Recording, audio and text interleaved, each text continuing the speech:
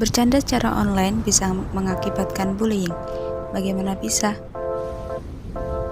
Perkembangan dan teknologi telekomunikasi dan juga teknologi komputer ini membawa kita ke ambang revolusi dalam sejarah pemikiran manusia. Apabila ditinjau dari konstruksi pengetahuan umat manusia yang dicirikan dengan menuangkan cuma sebagai media penyedia informasi.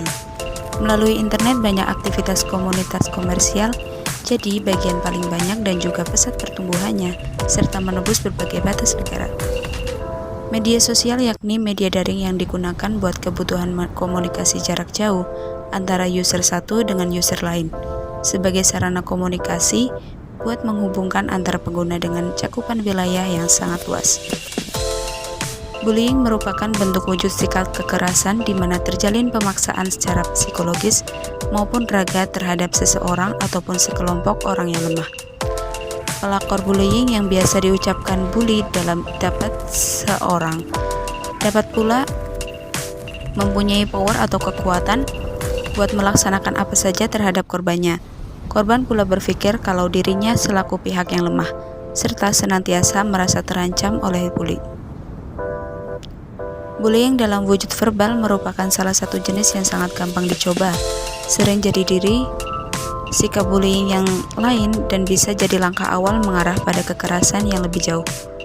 Bullying secara verbal dengan berbentuk julukan nama, celaan, fitnah, kritik kejam, atau penghinaan.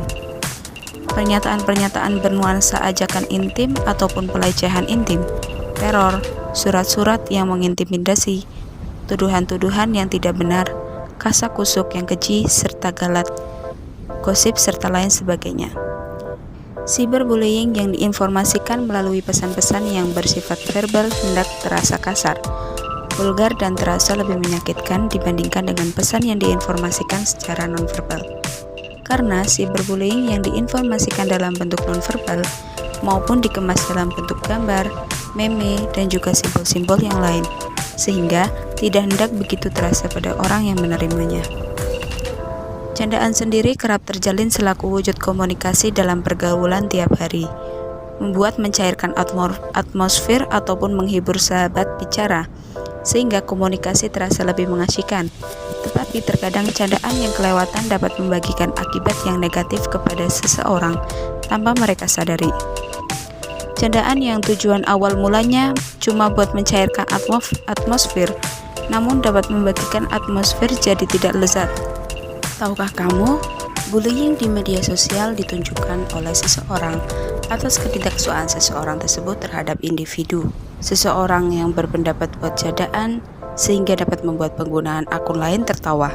Tetapi tanpa mereka sadari, candaan tersebut membuat hati seseorang terluka.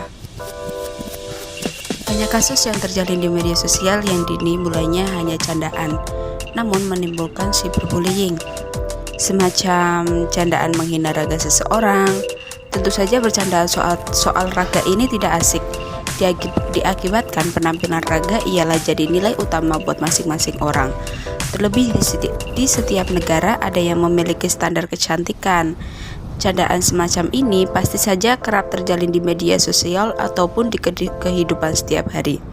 Semacam candaan, itu tubuh apa tong sih? Bulet banget. Pasti saja tentang ini menciptakan dirinya merasakan krisis keyakinan diri. Permasalahan yang kerap terjalin di media sosial yang lain yakni mengomentari baju yang digunakan dengan candaan semacam, kok pakaiannya jadul banget sih? Bajumu seperti ibu-ibu yang ingin berangkat arisan. Nah, kalian jika pakai pakaian oversize tenggelam, si tubuhmu kan kecil. Pasti saja perihal seperti ini membuat seorang risih serta mengusik benak. Perihal ini dapat menimbulkan seorang tersebut khawatir buat timbul di sosial media lagi dengan gaya yang ia suka, membuat ia berpikir wajib mengenakan gaya yang semacam apa sebab tadinya style bajunya semacam ini dikomentari. Tanpa disadari, perihal ini dapat membuat atensi seseorang jadi menyusut serta khawatir.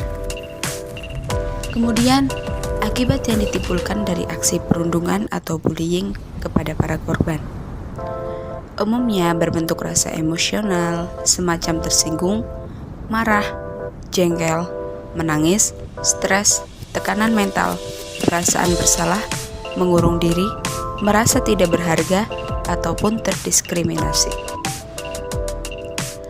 Menghindari dari pertemanan ataupun area sosial serta emosi-emosi negatif yang lain. Pada sebagian kasus, korban bullying yang memiliki keberanian untuk menantang para pelakon bullying, misalnya dengan tata cara mengajak para pelakon bertemu secara langsung, maupun para korban yang menempuh jalur hukum dengan memilah buat berikan kekuatan maupun para korban yang menempuh jalur hukum dengan memilah buat berikan ketahui para pelakor perundungan maupun bullying pada pihak kepolisian, dan sebagian kasus yang lain.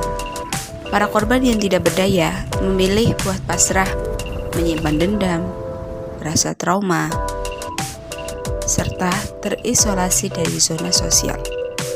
Baik, sekian dari saya, Helmi Anjani Rahma. Semoga hari kalian bahagia selalu. Goodbye.